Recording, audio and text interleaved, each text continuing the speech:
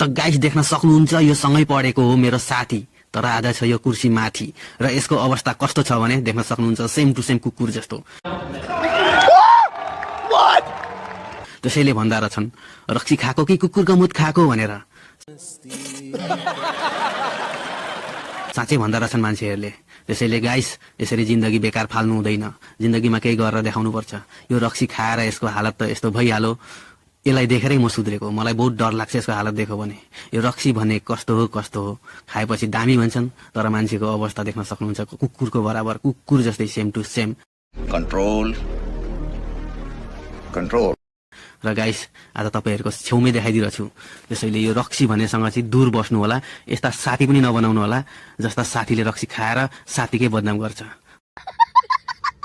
र यसको हालत त देखिहाल्नु भयो गाइस। त्यसैले सावधान हुनु, सतर्क हुनु र रक्सीदेखि टाढा हुनु।